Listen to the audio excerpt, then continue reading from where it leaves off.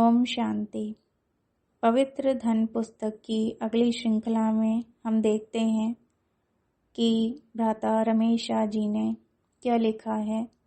आगे वे लिखते हैं, अर्थव्यवस्था के क्षेत्र में ये बहुत क्रांतिकारी तथा अलौकिक विचार है, क्योंकि शिक्षा के क्षेत्र में जो अर्थशास्त्र है उसमें यह स्पष्ट रूप में सिखाया जाता है कि अर्थशास्त्र और नीति शास्त्र के मध्य कोई समन्वय नहीं है। इसलिए जो जितना और जैसे धन उपार्जन करना चाहे वैसे कर सकता है। धन उपार्जन के कार्य में नीति का कोई बंधन नहीं है, लेकिन पवित्र धन की परिभाषा में पवित्र धन का आधार ही पवित्रता अर्थात नीति है। नीति पूर्वक कमाया गया धन ही शुद्ध धन है। खाओ पियो और मौज करो का जो तत्व ज्ञान आज की भौतिक दुनिया में आ गया है, उसके स्थान पर पवित्र धन का आधार स्तंभ है त्याग, तपस्या और सेवा। इन तीनों के फलस्वरूप पवित्र धन बनता है। पवित्र धन ही पवित्र संसार की आधारशिला बनाता है या बनता है।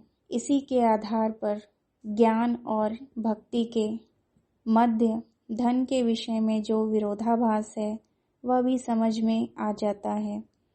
भक्ति में तो धन को माया माना गया है, जिसके फलस्वरूप धन शक्ति से जो विश्व परिवर्तन का कार्य हो सकता है, उससे भक्ति मार्ग का अर्थशास्त्र वंचित हो जाता है। पवित्र धन और पवित्र कर्म के विषय में जो श्रेष्ठ विचारधारा है, उसके बदले में कर्म संन्यास की बातें सामने आ जाती हैं। विकारों के संन्यास के बदले धन का संन्यास मुख्य हो जाता है, और जब तक विकारों पर विजय प्राप्त नहीं होती तब तक विकर्मों का खाता बंद नहीं होता है। इसलिए पाप कर्म होते ही रहते हैं। धन को माया न समझकर धन के द्वारा अपना सौभाग्य बनाना, यह नई बात इस ज्ञान मार्ग की ही देन है। नेक्स्ट टॉपिक है पवित्र धन एवं उसका सदुपयोग। धन का अनेक प्रकार से उपयोग होता है, जो हम भी कर सकते हैं तो औरों से भी करवा सकते हैं। अन्य द्वारा किए गए उपयोग का प्रभाव हमारे ऊपर पड़ता है। धन के तमो प्रधान उपयोग के कारण अनेकों के व्यक्तिगत तथा पारिवारिक जीवन बिगड़ जाते हैं। शास्त्रों में भी गायन है कि रावण बहुत ही धनवान था, परंतु उसने धन का उपयोग राक्षसी वृत्ति को बढ़ाने में किया। धन के द्वारा पाप कर्म भी हो सकते हैं तो पुण्य कर्म भी हो सकते हैं। धन के ईश्वरीय सेवा में सफल उपयोग के विषय में अधिकाधिक ध्यान रखना चाहिए। धन से धारणा भी बनती है और पवित्र धन के द्वारा औरों के जीवन में भी पवित्रता एवं ईश्वरीय ज्ञान के प्रति रुचि उत्पन्न की जा सकती है। धन देने वाले की आर्थिक स्थिति भी महत्व की बात होती है। गरीबों की एक ईंट साहूकारों की अनेक ईंटों से भी महत्वपूर्ण है। हमारी मातेश्वरी जी का जीवन इसका ज्वलंत उदाहरण है।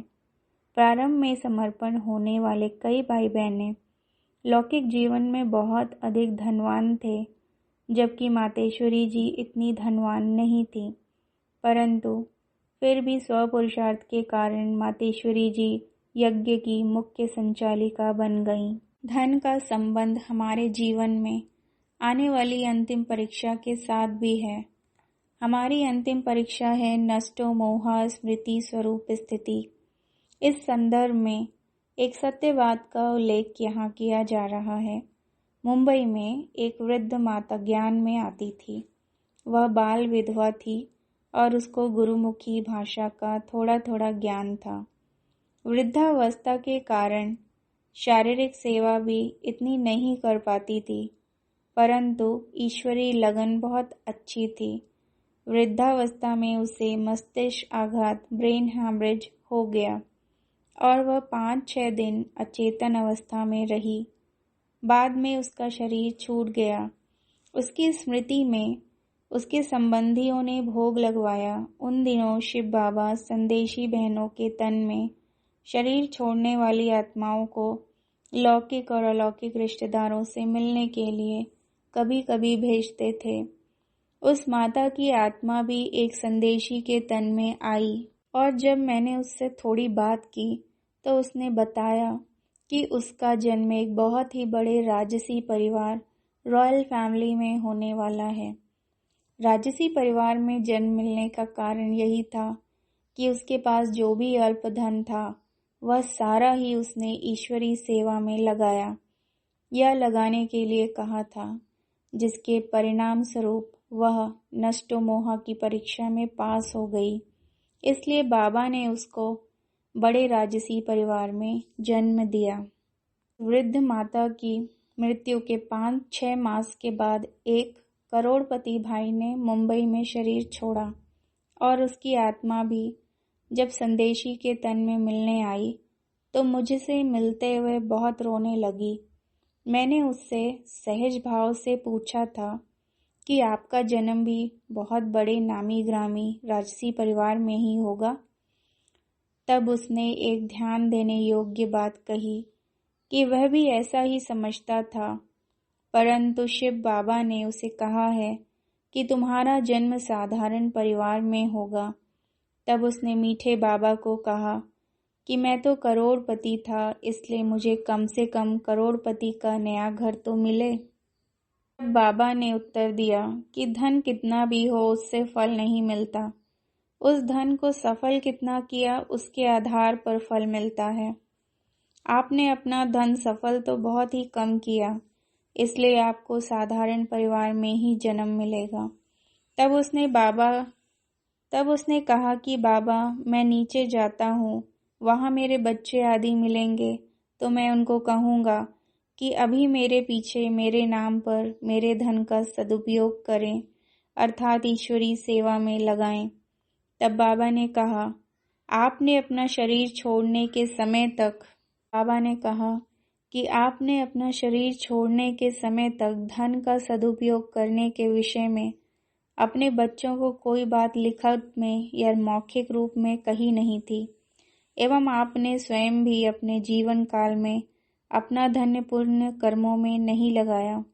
इसलिए उस समय तक जो भी किया उसके आधार पर आपका जन्म निश्चित हो गया।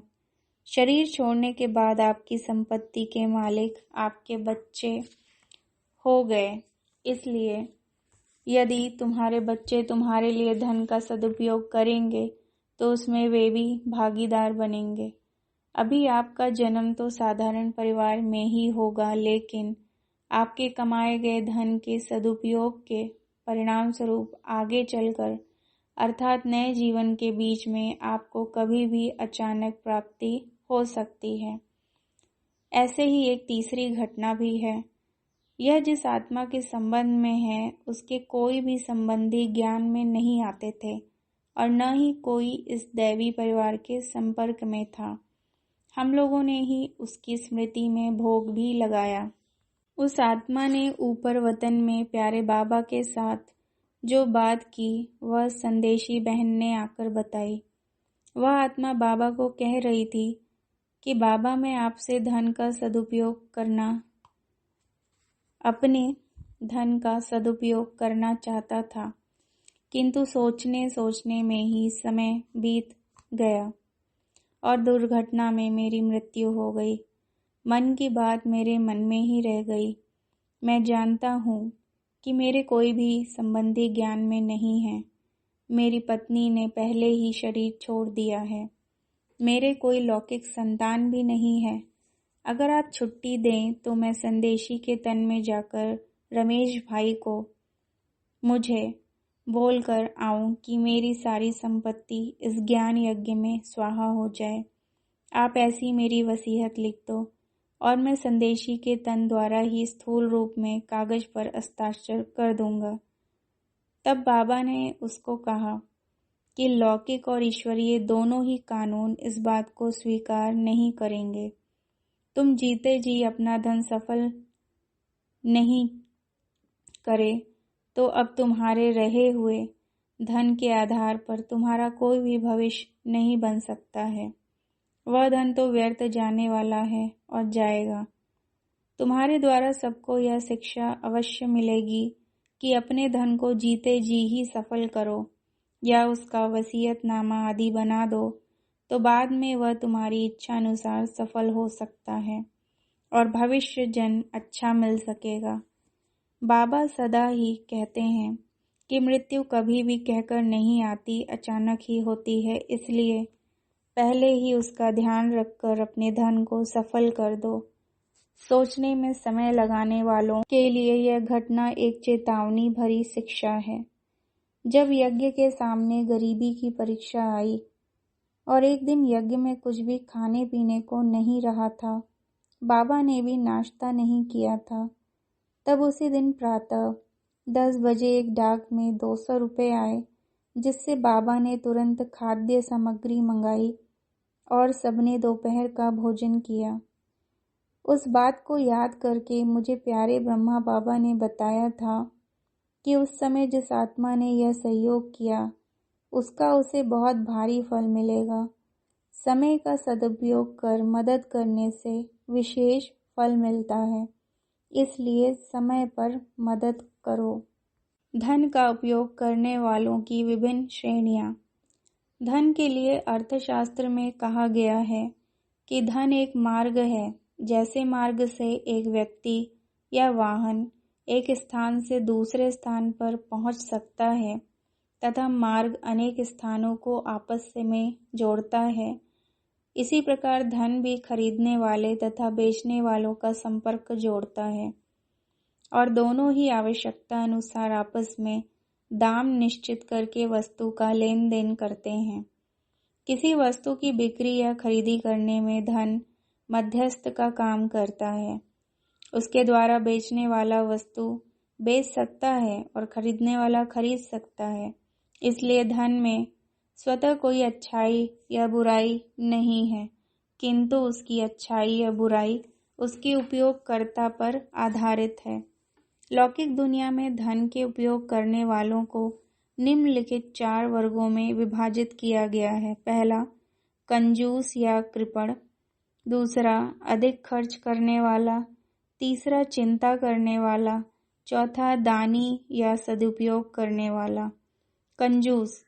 दुनिया में कई ऐसे व्यक्ति हैं जिनके पास बहुत धन होते हुए भी उसे खर्च नहीं सकते, उसका लाभ नहीं उठा सकते। वे सदा गरीब के समान रहते हैं। इसलिए संस्कृत में एक श्लोक है जिसका भावार्थ है कि कंजूस जैसा कोई दानी नहीं है, क्योंकि वह अपने उत्तराधिकारियों के लिए अधिक से अधिक धन उत्तराधिकार के रूप में छोड़ जाता है। ज्ञान मार्ग में भी कई ऐसे हैं जो पैसे होते भी अपने स्वास्थ्य पर भी ध्यान नहीं देते और पैसे से कैसे अपना भविष्य बना सकते हैं वह भी नहीं सोचते, अर्थात धन को सफल नहीं करते हैं। दूसरा प्रकार है अधिक खर्च करने वाला। यह भी एक प्रकार की समस्या है कि आवश्यकता से अधिक खर्च करने वाले फैशन आदि की बातों में अनावश्यक खर्च कर देते हैं। अपने प्यारे ब्रह्मा बाबा सदा ही सिखाते थे कि आवश्यकता अनुसार ही खर्च करना चाहिए। एक बार बाबा ने हमको बताया था कि बाबा के कई बच्चे कई बातों पर अनावश्यक खर्च करते हैं। मैंने बाबा से पूछा, बाबा वह कैसे? तब बाबा ने मेरे हाथ में पहनी हुई घड़ी के विषय में पूछा कि यह कितने में ली है। मैंने कहा, बाबा 500 रुपये में। बाबा ने कहा कि घड़ी तो 100 रुपये में भी आ सकती, और जब 100 रुपये में घड़ी आ सकती है तो 500 रुपये में क्यों ली? मैंने कहा कि बाबा 500 रुपये की घड़ी अच्छी होती है, 100 रुपये की इतनी अच्छी नहीं होती। बाबा ने कहा, ऐसी बात नहीं है, जांच पड़ताल कर लें तो 100 रुपये में भी अच्छी घड़ी मिल सकती है। फिर बाबा ने 100 रुपये की घड़ी मुझे दी और कहा कि इसे पहन कर देखो कैसी है। उसके बाद जब भी बाबा को वह बात याद आती थी तो पूछते थे कि घड़ी कैसी चलती है। सचमुच वह घड़ी 8-10 वर्ष तक बहुत अच्छी चली। इसी तरह एक बार बाबा मुंबई में थे, तब मधुबन से समाचार आया कि मजदूरों को देने के लिए छाता चाहिए। बाबा ने यह बात क्लास में बताई और कहा कि ब्रह्मा बाबा आप सबकी परीक्षा करना चाहते हैं। सभी कल क्लास में एक एक छाता खरीद कर लेकर आना, तो बाबा देखेंगे आप में छाता खरीदने की कला है या नहीं। दूसरे दिन बाबा ने क्लास में प्रश्न पूछा कि कौन कौन छाता खरीद कर लाए हैं। पहले दिन सबने बाबा की आज्ञा सुनी थी, फिर भी सब छाता खरीद कर नहीं लाए। केवल 5-6 भाई बहनें ही छाता खरीद कर लाए थे। बाबा ने सबके द्वारा खरीदे हुए छाते देखे। उनमें 2-3 छाते बहुत महंगे अर्थात 175-200 रुपए के थे। बाबा ने पूछा कि इतने महंगे छाते क्यों लाए हो? तो उन्होंने उत्तर दिया कि बाबा आपने मंगाया था तो बहुत सुंदर फोल्डिंग फैशनेबल छाता लाए हैं। दूसरे छाते मध्यम प्रकार के थे। उन्होंने भी उत्तर दिया कि छाता अच्छा शोभनिक है इसलिए लाए हैं। परंतु एक भाई, जिसका नाम मधु भाई था, लकड़ी की डंडी वाला मजबूत और बड़ा छाता लाया, जो लगभग 10-12 रुपए का था। बाबा ने उससे पूछा कि इतना साधारण छाता क्यों लाए हो, कीमती छाता क्यों नहीं लाए? तो उन्होंने उत्तर दिया कि बाबा, यह छाता तो आपने मजदूरों के लिए मंगाया था। अगर आपके लिए लाना होता तो शोभनीक फोल्डिंग छाता लाता। फोल्डिंग छाता आकार में छोटा होता है और जल्दी खराब हो जाता है, इसलिए यह लकड़ी के हत्ते वाला छाता मजबूत और बड़ा होता है। मजदूरों को साथ में सामान आदि भी उठाना होता है, इसलिए इसमें स्वयं और सामान दोनों को भी ढक सकता है। मजदूर लोग इतनी संभाल नहीं कर पाते, उनको हर साल नया छाता लेना पड़ता है, इसलिए उनके लिए महंगा छाता ठीक नहीं रहता। उनकी यह बात सुनकर बाबा ने उनको पहला नंबर दिया और कहा कि इस बच्चे में आवश्यकता अनुसार कौन सी चीज खरीदनी चाहिए उसकी अकल है। तब से मुंबई से जो भी सामान मधुबन के लिए खरीदना होता था, उसे बाबा मधु भाई के द्वारा ही खरीदवाते थे। तात्पर्य यह है कि योग्य चीज योग्य समय पर और योग्य दाम पर खरीदना भी एक कला है। इसलिए बाबा हमेशा यह स्लोगन याद दिलाते थे कि बच्चे कम खर्च बाला नशीन। और उस दिन प्यारे ब्रह्मा बाबा ने धन का सदुपयोग कैसे करना चाहिए, यज्ञ के लिए खरीदारी कैसे करनी चाहिए, इन बातों पर ही मुरली चलाई। यदि बड़ों ने अपनी शुभ राय देने में गलती की होगी तो वे उत्तरदायी बनते हैं, और खरीदारी में यदि कोई गलती हो जाती है तो खरीदने वाला व्यक्ति उत्तरदायी हो जाता है। आदि आदि बातें बताई। सतयुग का, द्वापर युग का और संगम युग का अर्थशास्त्र समय प्रमाण अवश्य बदलता है। बदलते परिवेश को ध्यान में रखकर हर एक उपयोगकर्ता को धन खर्च करना चाहिए। तीसरे हैं चिंता करने वाले। दुनिया में कई ऐसे लोग होते हैं जो पैसा होते भी सदा ही चिंतित और भयभीत रहते हैं कि कहाँ हम गरीब ना हो जाएं, और इस चिंता के कारण धन होते भी सदा ही गरीबी के भय के कारण दुखी रहते हैं। वे धन होते भी धन के द्वारा मिलने वाली शारीरिक और मानसिक सुरक्षा से वंचित रहते हैं और व्यर्थ में चिंता करते रहते हैं। धन की सुरक्षा करना आवश्यक है, किंतु उसके विषय में अयोग्य विचारधारा के द्वारा चिंतन उत्पन्न नहीं करना चाहिए। इस विषय में उदाहरण रूप में एक कहानी है, जिसमें एक सेठ ने अपने मुनीम से पूछा कि मेरे पास कितना धन है। तो मुनीम ने उत्तर दिया कि गिनती करने में 6 मास लग जाएंगे, किंतु अनुमान से कह सकता हूँ कि आपकी 11 पीढ़ी तक धन आराम से चल सकता है।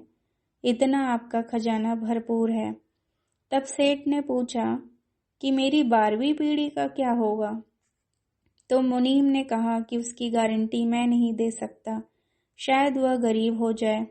यह सुनकर सेठ चिंता में पड़ गया कि हाय हाय मेरी 12वीं पीढ़ी का क्या होगा, और उसी चिंता में दुखी होता रहा। सेठ की तरह कई होते हैं जो धन होते भी उसकी यथार्थ शक्ति को न पहचान धन को सफल बनाने में असफल रहते हैं। धन को योग्य समय पर सफल करने से योग्य फल मिलता है। आजकल इतनी महंगाई बढ़ रही है और पैसे का मूल्य घटता जा रहा है। परिणाम स्वरूप जितना देर से धन ईश्वरी सेवा में सफल करेंगे उतना ही भाग्य भी कम होगा। तीसरी श्रेणी है दानी की। धन दान करके अपना भाग्य बनाने का ज्ञान सबको होते भी सब यह कार्य नहीं कर पाते। यह भी एक वास्तविकता है। दान करने का भी एक संस्कार होता है। कई बच्चों में यह जन्मजात संस्कार होता है। अपने दैवी परिवार के एक भाई बता रहे थे कि उनकी छोटी पौत्री में दान करने के जन्मजात संस्कार हैं। जब भी वह अपनी माँ के साथ मंदिर में जाती है तो तुरंत माँ से पैसा लेकर दान की पेटी में डालती है। किसी गरीब को देखती है तो अपनी माँ से पैसा लेकर उस गरीब को देती है। मैंने कई बार हंसी हंसी में अपना अनुभव सुनाया है कि 1977 में मैं आदरणीय दादी जी के साथ विदेश यात्रा से वापस आया तो दिल्ली में दादी जी का स्वागत समारोह रखा गया। बहुत विशाल सभा थी। समारोह के बाद जब सबको टोली देनी थी तो टोली में बेसन के लड्डू थे। दादी जी ने कहा कि रमेश भाई, मैं बहनों को टोली दूंगी, आप भाइयों को टोली देना। बहनों की संख्या 1200 के लगभग थी और भाई 900 के लगभग थे। मैंने जब भाइयों को टोली बांटी तो 900 बार थाली से लड्डू लेने और देने में मेरा हाथ थक गया, जबकि मेरे से शारीरिक दृष्टिकोण से अधिक आयु की होते हुए और मेरे से अधिक संख्या में टोली बांटते हुए भी दादी जी का हाथ नहीं थका। तब मैंने दादी जी से पूछा कि ऐसा क्यों? तब दादी जी ने हंसते हंसते कहा कि रमेश भाई, आपको भी यह टोली देने का अभ्यास करना चाहिए। और मैंने भी इस बात को स्वीकार किया। दान देने के संस्कार बनाना पड़ेगा, ऐसा मैंने मन में निश्चय किया। जीवन में अनेक ऐसी घटनाएं आती हैं जिनमें एक सेकंड में दान देने के संस्कार की परीक्षा हो जाती है। शास्त्रों में भी एक कहानी है। सुभद्रा कृष्ण की बहन थी, लेकिन कृष्ण का द्रौपदी के साथ अधिक स्नेह था। सुभद्रा को यह अनुभव होता था और वह कृष्ण से पूछती रहती थी कि आपका द्रौपदी के साथ मेरे से अधिक स्नेह क्यों है। एक दिन श्री कृष्ण की अंगुली में गन्ने का छिलका लग गया और खून बहने लगा।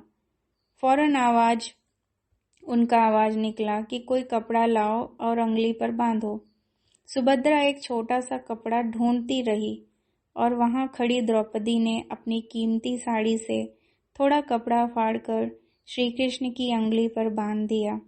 तब श्री कृष्ण ने कहा कि देखो, इसी कारण मुझे द्रौपदी से अधिक स्नेह है, क्योंकि उसका मेरे साथ अधिक स्नेह है। उसने अपनी कीमती साड़ी की भी फिक्र न कर मेरी उंगली पर कपड़ा बांध दिया। कहानी का सार यही है कि समय और परिस्थिति को देखकर धन को सफल करने का संस्कार होना चाहिए। लेकिन मैंने यही अनुभव किया है कि धन को सफल करने में सब संपूर्ण सफल नहीं होते हैं। विरले ही अपने धन को यथार्थ रूप में सफल कर सकते हैं। और यह भी मेरा अनुभव है कि पवित्र धन को सहज रीति से सफल हम कर सकते हैं। नेक्स्ट टॉपिक है पवित्र धन और सफलता मूर्त बनना। धन के सदुपयोग के लिए प्रधानता, प्रेफरेंस अर्थात 1, 2, 3, 4 नंबर देने की बात सुनकर दैवी परिवार में कई भाई बहनें समझते हैं कि पहला नंबर पहला है और दूसरा उससे कनिष्ठ, तीसरा फिर दूसरे से कनिष्ठ, इस प्रकार से नंबरवार प्रधानता देनी है। कई समझते हैं उत्तम, मध्यम, कनिष्ठ, गुड, बेटर, बेस्ट के रूप में मान्यता होनी चाहिए। कई समझते हैं कि यह कार्य अच्छा है, बाप दादा ने स्वीकृति दी है, इसलिए इस सेवा में खर्च करना चाहिए क्योंकि इससे अधिक प्राप्ति होगी, परंतु ऐसा नहीं है। क्योंकि ईश्वरीय सेवा तो ईश्वरीय सेवा ही है, उसमें सतो प्रधान सतो रजो का मतभेद नहीं है। फिर प्रश्न उठता है कि नंबरवार की प्रधानता किस आधार पर होगी, उसका उत्तर देना आवश्यक है। उत्तर है, जैसे घर में भोजन में सभी प्रकार की चीज़ों की आवश्यकता होती है, भोजन में चीनी भी चाहिए तो नमक भी चाहिए, क्योंकि दोनों बहुत आवश्यक है। किंतु चाय में चीनी डाली जाती है, नमक नहीं। उसी प्रकार से आवश्यकता के आधार पर नंबर की गिनती करनी होगी। कई बार भोजन कितना भी अच्छा हो, परंतु भोजन पूरा करने के बाद फिर से खाने का प्रयत्न कोई करेगा तो उल्टी होगी, परंतु उल्टी हुई तो इसका अर्थ यह नहीं है कि भोजन खराब था। आवश्यकता से अधिक भोजन खाने से उल्टी हुई। कोई भी चीज़ आवश्यकता के समय प्रयोग करना उचित है। बीमारी के समय दवाई खाना अच्छा है, परंतु बीमारी ठीक होने के बाद दवाई खाना अच्छा नहीं है। इसका मतलब यह नहीं कि दवाई खराब है, परंतु बीमारी ठीक होने के बाद उसको खाने की आवश्यकता नहीं, इसलिए उसको खाने की मना की जाती है। ईश्वरीय सेवा में भी और पुरुषार्थ में भी ऐसी ही बात है। बाबा हर वर्ष हम बच्चों को नए नए प्रकार से पुरुषार्थ की युक्तियाँ सिखलाते हैं। एक वर्ष तपस्या वर्ष मनाया तो अन्य एक वर्ष को संपूर्णता वर्ष के रूप में मनाने की प्रेरणा दी, तो तीसरा वर्ष सच्चा हीरा बनने की बात कही। फिर संस्कार परिवर्तन वर्ष मनाने के लिए श्रीमत मिली। इस प्रकार हर वर्ष अलग अलग रीति से मनाने की बात कहकर बाबा बच्चों के पुरुषार्थ में नवीनता और उत्साह भरते हैं। बाबा ने किसी वर्ष को तपस्या वर्ष कहा तो इसका अर्थ यह नहीं कि बाकी वर्ष व्यर्थ थे और यही तपस्या का वर्ष है।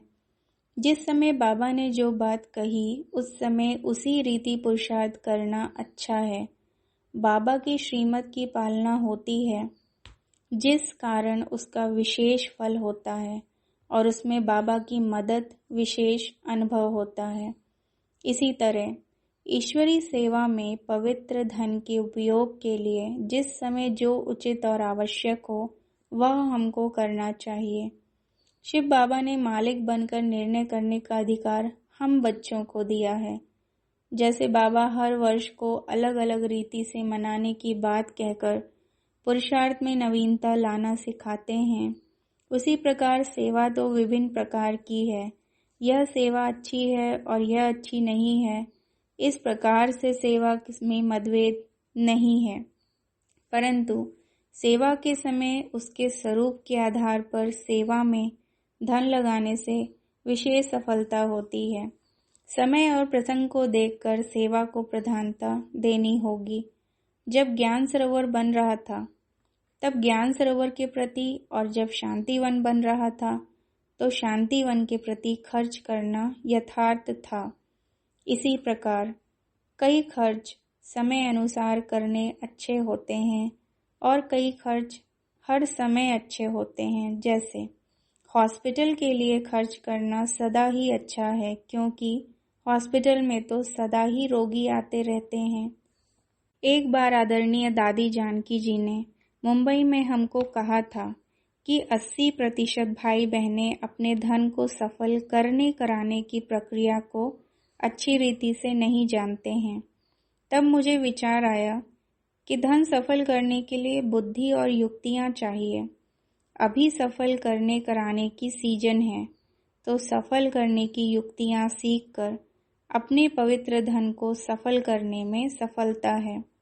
सतयुग में तो धन को सफल करने का प्रश्न ही नहीं होगा, क्योंकि वहाँ पर हर व्यक्ति के पास उसकी आवश्यकता से अधिक धन होगा।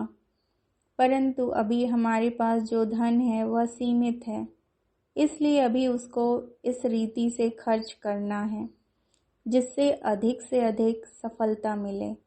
ऐसी युक्ति सीखकर सफल करना है। धन को संपूर्ण रीति से ईश्वरीय सेवा में कैसे सफल करना है, वह प्यारे ब्रह्मा बाबा ने सिद्ध करके दिखाया और उसका सफल प्रयोग का बल भी उनको मिला और वह बल उनको नंबर 1 श्रेष्ठ पद प्राप्त करने में बहुत सहयोगी बना। इस प्रकार से धन की शक्ति द्वारा श्रेष्ठ पद प्राप्त करने में मदद लेना, यह भी एक कला है। खर्च तो सब करते हैं, परंतु यथार्थ और उपयोगी रीति से खर्च करने की समझ की आवश्यकता है। कई भाई बहनों को हमने देखा है कि उनकी जिम्मेवारी न होते हुए भी वे लोक लाज के कारण अनेक प्रकार के खर्च करते हैं जो श्रीमत के अनुसार नहीं है। अभी हमको लोक लाज, लौकिक कुल की मर्यादा से ऊपर उठकर सोचना होगा और उसके आधार पर खर्च एवं कर्म करना है। प्यारे ब्रह्मा बाबा ने लोक लाज की कितनी परीक्षाओं को सफलतापूर्वक पार किया, जिसके परिणाम स्वरूप इस ईश्वरीय यज्ञ की सफलतापूर्वक स्थापना हुई और चल रहा है। किंतु हमारे कई भाई बहनें इस लोक लाज की मर्यादा से ऊपर नहीं उठ पाते हैं।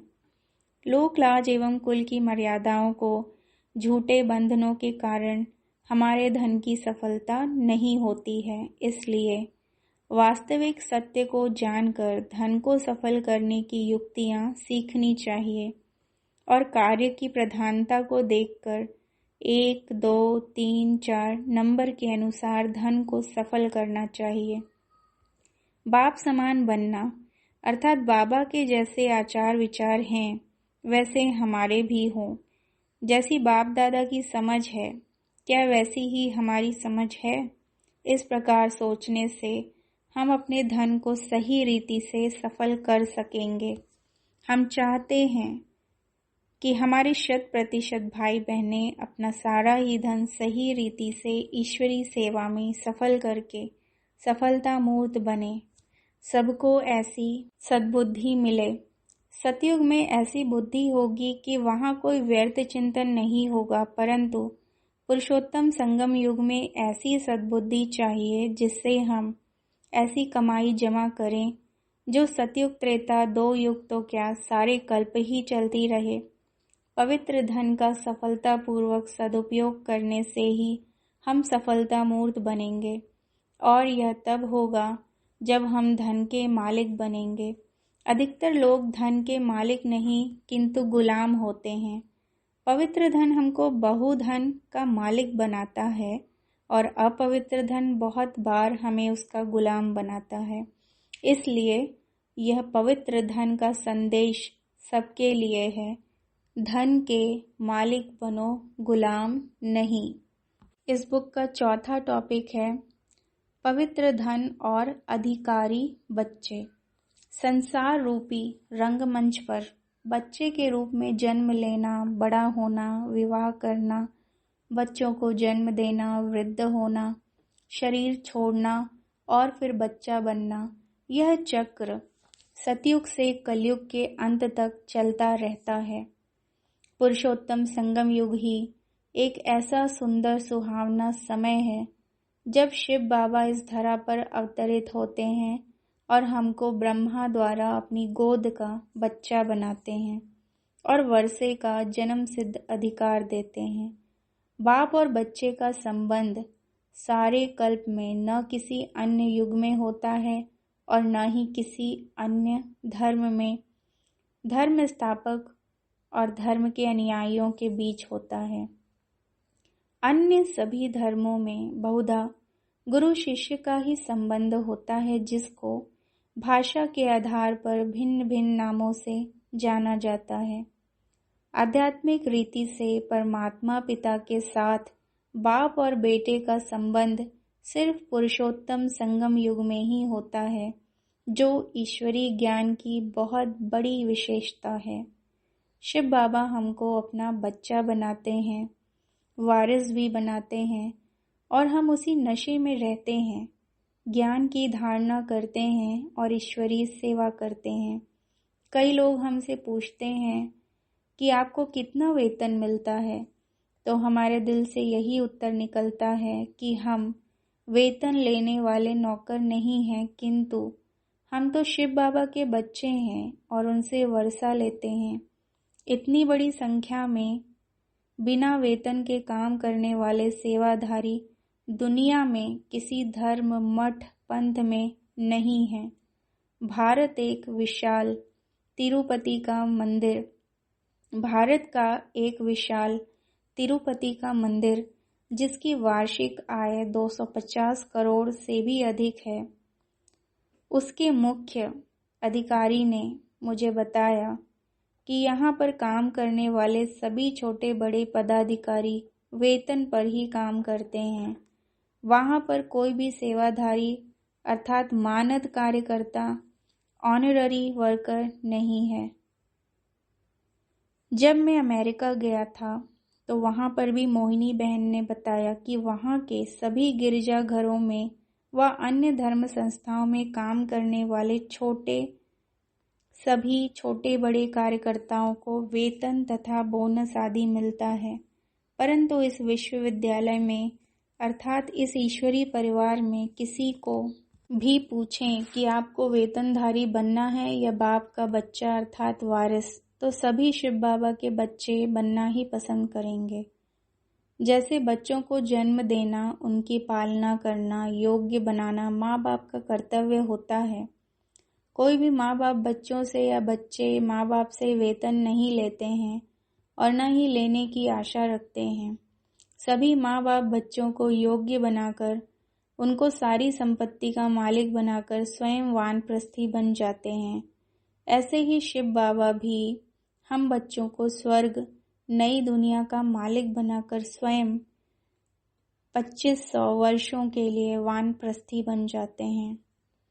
इसलिए भी कहावत है, बालक सो मालिक। यह कभी नहीं कहा गया है कि नौकर सो मालिक।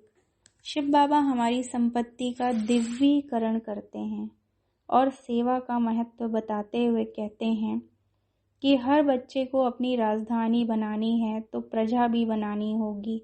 इस प्रकार राजधानी की स्थापना और प्रजा बनाने का बीज हमारे सभी सत्कर्मों में होता है।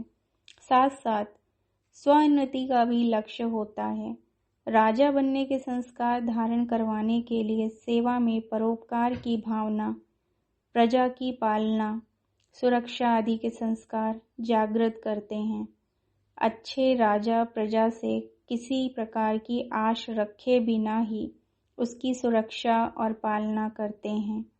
इतिहास गवाह है कि अनेक राजाओं ने प्रजा की सुरक्षा के लिए अपने जीवन को बलिदान तक कर दिया है। शिव बाबा ने बालक सो मालिक का अर्थ बताया है कि बच्चे ही सेवा करते हैं तो बच्चे ही मालिक बनते हैं। इसलिए सेवा में जो खर्च होता है वह भी बच्चे ही करते हैं। बाबा ने कहा है कि सेवा में जो खर्च करना होता है उसमें भी 1, 2, 3, 4 नंबर होते हैं, अर्थात सेवा के स्वरूप भी नंबरवार होते हैं। उस प्रमाण ही खर्च करना होता है। शिव बाबा हम बच्चों को ट्रस्टीपन की भूमिका से भी ऊंची भूमिका अर्थात बालक सो मालिक बनाकर धन का सदुपयोग करना सिखाते हैं। मालिक बनकर जो खर्च करना होता है उसमें शिव बाबा ने जिस शब्द का उपयोग किया है वह है आवश्यकता प्रमाण अपने पवित्र धन का उपयोग करना। परंतु आवश्यकता के साथ साथ दूसरा भी एक प्रकार है प्रधानता, प्रायोरिटी। जैसे हम कितना भी व्यस्त होते हैं तो भी शरीर की आवश्यकता को देखते हुए भोजन, स्नान आदि करने के लिए समय अवश्य ही निकालते हैं। जैसे जीवन में भी आवश्यकता और प्रधानता 2 अलग अलग बातें हैं, उसी प्रकार हमें पवित्र धन ईश्वरीय सेवा में आवश्यकता और प्रधानता के अनुसार लगाना चाहिए। एक भाई ने मुझसे एक बार कहा था कि हमें अभी दिल्ली में जो बड़ा परिसर बन रहा है उसको प्रधानता देनी है, इसलिए अब सेवा केंद्र की भंडारी में अपना सहयोग नहीं दूंगा।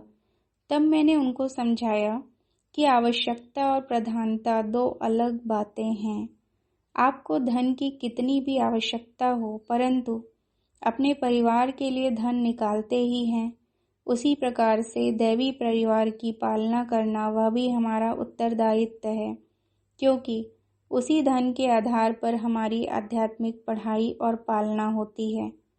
तो सेवा केंद्र हमारा ईश्वरीय परिवार हो गया और उसके प्रति जो धन का सहयोग देते हैं वह हमारे लिए एक आवश्यकता हो गई।